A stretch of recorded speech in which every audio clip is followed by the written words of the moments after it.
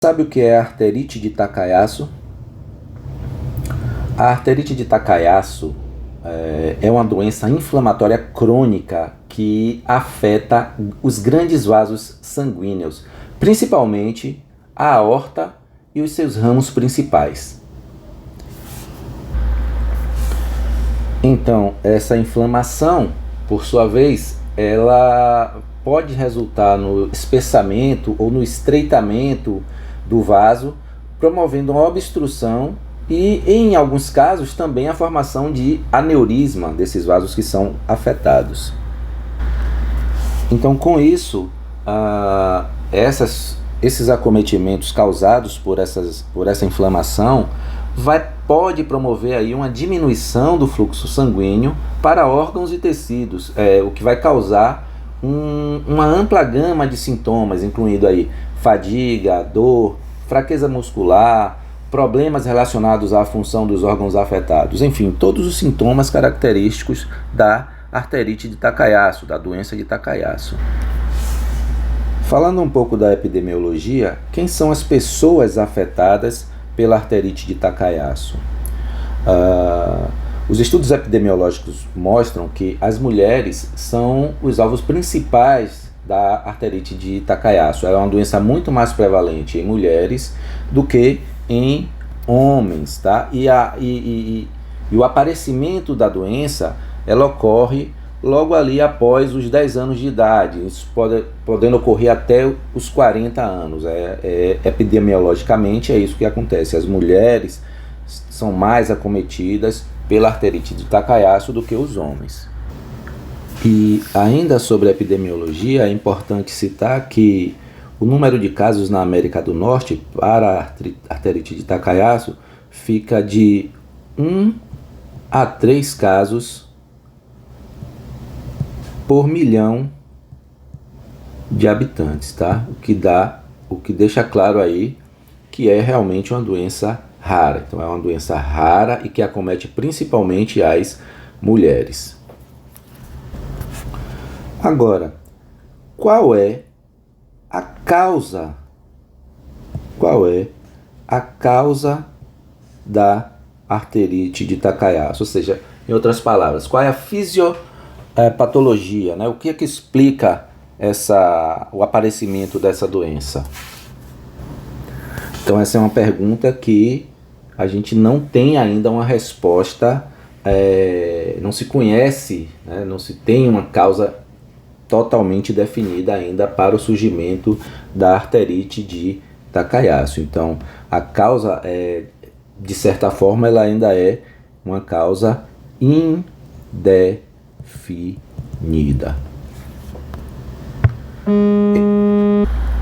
Alguns estudos têm sugerido que existem importantes fatores ambientais que podem estar envolvidos no surgimento da arterite de Takayasu, mas esses não foram muito bem identificados, tá?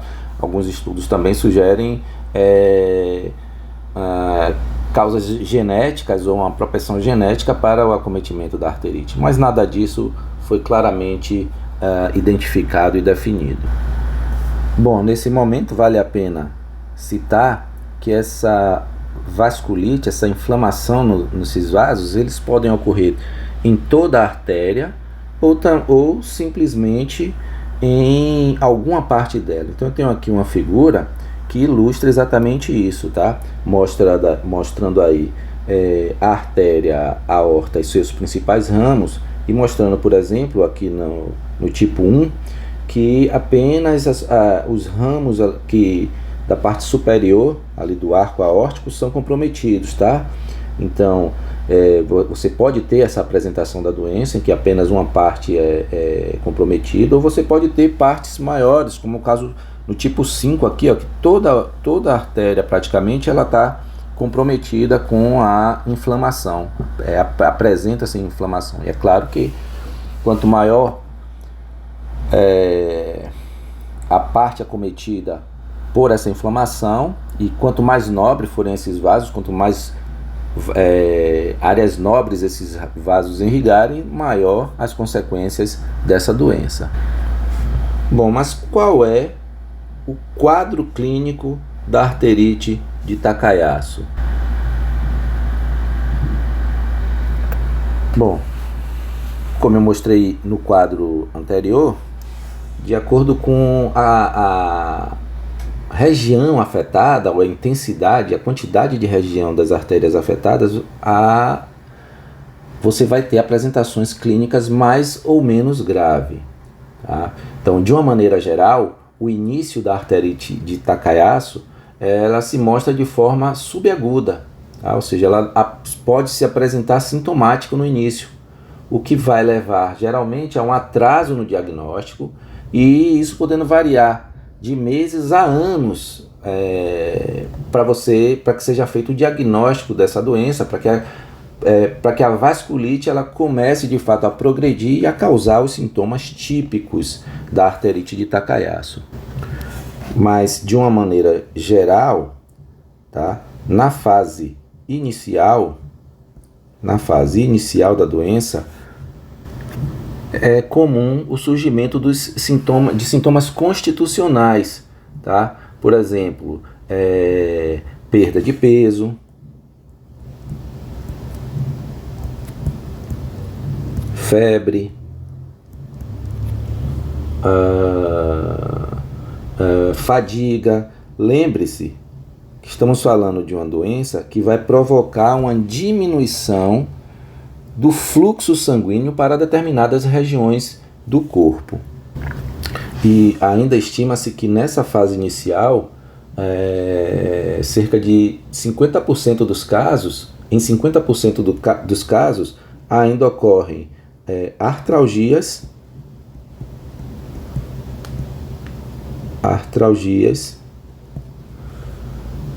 e mialgias também.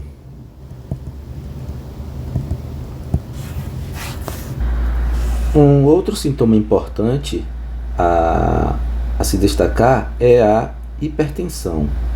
Tá? A hipertensão ela pode ocorrer por dois motivos. Tá? Um associado a uma restrição de fluxo na artéria renal, tá? Um estreitamento ali da artéria renal promovido pela arterite de Takayasu, diminuindo o fluxo sanguíneo para os rins, vai promover uma resposta, tá? Uma resposta endócrina no sentido de aumentar a pressão, promovendo aí uma hipertensão arterial. Um outro motivo é o próprio aumento da resistência ao fluxo causado pela restrição, tá? Ou pela diminuição, pela restrição, a dificuldade que o sangue vai encontrar em fluir, gerando assim essa hipertensão.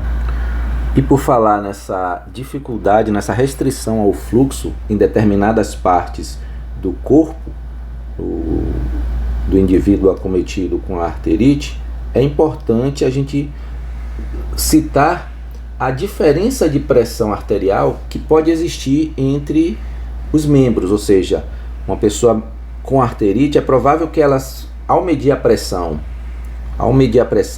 nos dois braços, ela vai encontrar valores bastante discrepantes, cerca de 10 milímetros de mercúrio de diferença de um braço para o outro, tá? Isso por conta da própria restrição ao fluxo pela artéria.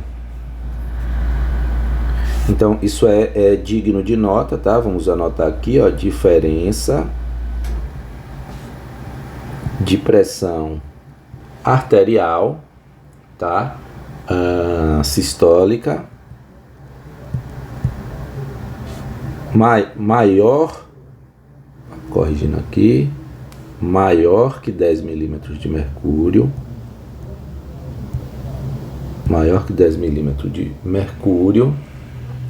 tá? Entre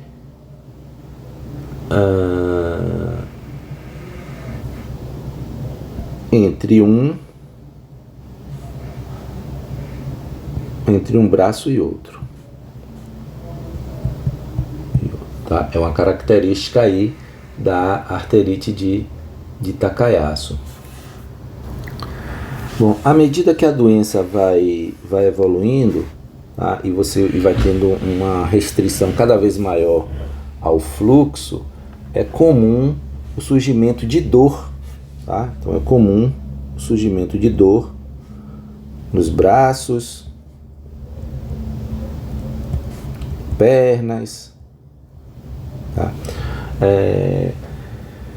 Quando a doença ainda não está diagnosticada, essas dores aparecem que meio que sem motivo, tá? Sem uma causa aparente. Então, você vai ter dor nos braços, dor nas pernas, tontura, tá?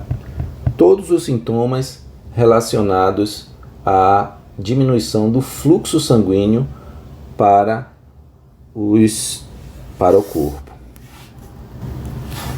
Bom, mas como é feito o diagnóstico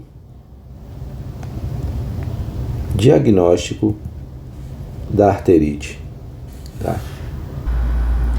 Então, o diagnóstico da síndrome de Takayasu, ela baseia-se em uma combinação de critérios clínicos, exames de imagem e avaliação dos sinais e sintomas apresentados pelo paciente. Não existe um único teste definitivo para o diagnóstico. Então, na abordagem de diagnóstica, geralmente vamos envolver múltiplas etapas, tá? E dessas etapas, as principais são a avaliação clínica, tá? Então vai ser a avaliação clínica como parte do processo de diagnóstico da Takayasu, certo? Então, nessa avaliação clínica, o médico ele deve realizar uma avaliação detalhada dos sintomas e histórico médico do paciente. O que é que ele deve buscar? Deve buscar identificar sinais de inflamação, como fadiga persistente, febre, dor muscular, perda de peso inexplicada e sintomas isquêmicos, tá? Nós vimos, por exemplo, que inclusive o médico na avaliação no exame físico pode verificar a diferença de pressão arterial entre os membros, tá? Na arterite de Takayasu é muito comum que exista uma diferença na medição da pressão maior que 10 milímetros de mercúrio entre membros. Então, ainda lembrando que a arterite ela é por vezes conhecida como uma doença sem pulso, ou seja, em algumas situações que a restrição ao fluxo é tão grande que não se consegue nem perceber o pulso do paciente com a arterite de Takayasu, tá? Então, a avaliação clínica ela precisa ser bastante minuciosa para contribuir aí com o diagnóstico da doença. Além da avaliação clínica, tá? Podemos lançar mão também de exames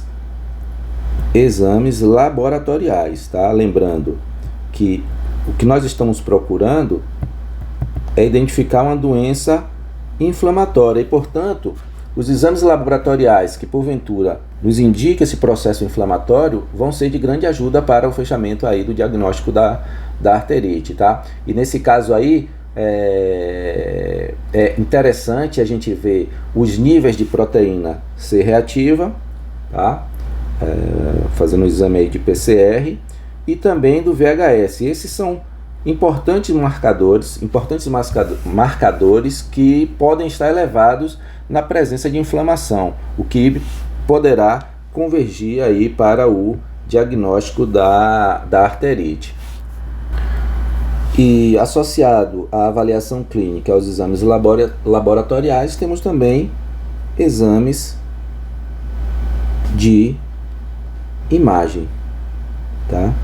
Exames de imagens que poderão ser úteis na identificação, para o fechamento do diagnóstico. Dentre esses exames, vamos destacar aí a angiografia por ressonância magnética, tá? Simplesmente vou chamar aqui de ARM, a angiografia por ressonância magnética. Inclusive, esse exame ele é considerado padrão ouro para o diagnóstico, para esse diagnóstico de Takayasu, tá? Porque ele permite visualizar as artérias e identificar obstruções, estenoses e aneurisma. Então, ele é considerado realmente o padrão ouro aí, a angiografia por ressonância magnética, tá? Um outro exame é a tomografia computadorizada, tá? A tomografia computadorizada com contraste principalmente, ela pode ser usada para visualizar os vasos sanguíneos e detectar alterações como o espessamento das paredes das artérias. Então, nesse caso aí, a tomografia computadorizada é uma importante aliada para o diagnóstico da arterite, tá? E ainda o ultrassom com Doppler, tá? O ultrassom com Doppler, ele pode ser utilizado para avaliar o que? O fluxo sanguíneo nos vasos afetados, tá? Também para ajudar a identificar estenoses e obstruções. Bom, depois que tiver sido feito o diagnóstico da arterite de Takayasu, tá? Nós vamos nos preocupar agora em determinar qual é o tratamento, tá? Como é feito o tratamento para a arterite de Takayasu. Então, por se tratar de uma doença crônica, o tratamento da arterite ela vai consistir de 3 pilares, tá? Primeiro é controlar a inflamação, tá? Controlar a inflamação. O segundo é aliviar os sintomas.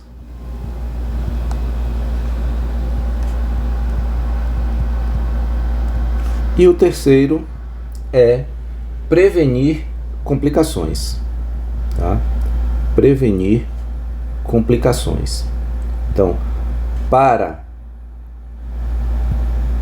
se atingir esses 3 objetivos aí, tá? Para se atingir esses 3 objetivos, vamos fazer uso de medicamentos imunossupressores, tá?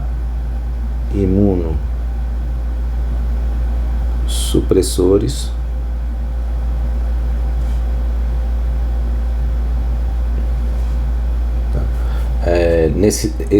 Esses imunossupressores, normalmente corticosteroides como a prednisona, eles são frequentemente prescritos como a primeira linha de tratamento para controlar a inflamação, tá? Então, para controlar a inflamação, a primeira linha de tratamento são os corticosteroides, tá? E eles vão ajudar a reduzir a resposta inflamatória do sistema imunológico, tá? E também existem outros medicamentos imunossupressores que também são utilizados. E aí a gente cita o metotrexato, a azatioprina, o tocilizumab, tá? Todos esses podem ser considerados também em casos que a prednisona ela não esteja dando conta aí de reduzir ou de controlar o processo inflamatório. Bom, se houver